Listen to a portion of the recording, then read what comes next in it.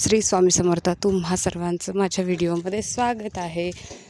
तर मी पाहून माझं होतं टाईमपास चालू, कारण वाजले होते 3. मला जायचं होतं माझ्या मुलाला आणायला. तर 3 वाजतापासून काय करायचं म्हणून मी मोबाईल पाहून राहिली होती. त्यानंतर माझी मुलगी डॉक्टर म्हणून खेळून राहिली होती. त्यानंतर मी फ्रीजमध्ये पाहिलं तर काय आहे, तर त्याच्यामध्ये होती फुलगोबी. तर फुलगोबी घेतली कापायला आणि बनवायची होती मला फुलगोबीची भाजी. मी तर फुलगोबी काढून घेतली फ्रीजमधून.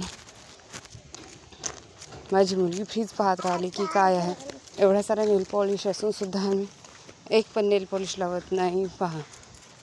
त्यानंतर फुलगोबी घेतली आणि फुलगोबीची आणि आलूची भाजी बनवण्यासाठी कापण्यासाठी माझी मुलगी जेवण करत होती.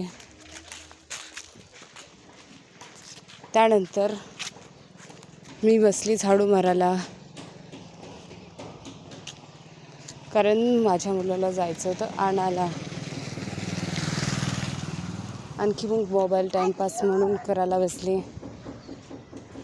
आणि लाडकी बहिणीचे व्हिडिओ आले की नाही म्हणून पाहत होती की पैसे आले की नाही, हे म्हणून व्हिडिओमध्ये पाहून राहिली होती मी. तर माझा कसा तोंड करून राहिले. त्यानंतर अंश आणि लक्ष्मी आणि मी निघालो अंशला आणायला. तर पहा कितीच मस्त रोड झालेला आहे, रोड झाला आहे. तर त्या नवीन रोडने आम्ही चाललो अंशला आणायला. एक नंबर डांबरीकरण झाला. बाकीचं बघून राहिलो होतं आणखी माझी बाई आणि मी. पहा कशी आता ते तुरु समोर चालते. तिला आणखी म्हणत होती की लवकर चाल. ते आणखी हळू चालत होती. मग तेच धावायला बसली आणि मी तुम्हाला दाखवून राहिली डांबरीकरण कसं झालं म्हणून. कसं झालं सांगा आता, कोणाकडेचं डांबरीकरण चालू आहे ते नक्की कमेंट करून सांगा. आणि कोठून व्हिडिओ पाहत आहे ते पण नक्की कमेंट करून सांगा. मग आलो आम्ही आश्रयमध्ये अंशला आणायला.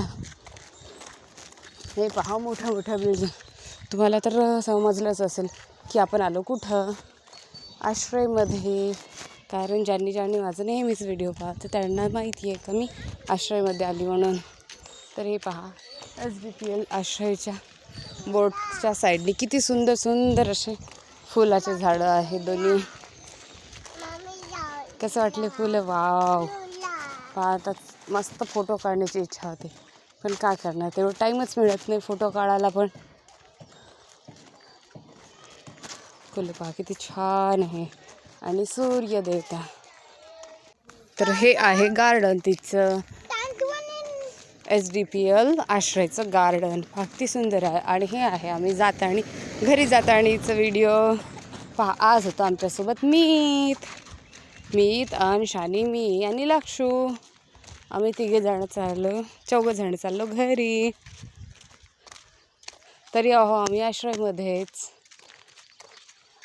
सांभाळता आणि समोर जाताच होतं. आणि कोण दाब्यामधून पाहताय ते नक्की कमेंट करून सांगा. आणि नागपूरमधून किंवा दाभ्यामधून कोण ब्लॉगिंग करतात ते पण नक्की करून सांगा. तर कसा वाटला तुम्हाला माझा व्हिडिओ आज, तर नक्की कमेंट करा. आणि आलो आम्ही घरी. माझा झाला होता कुकर. त्यानंतर मी केल्या पोळ्या आणि एक साईडने केली होती भाजी. नंतर मला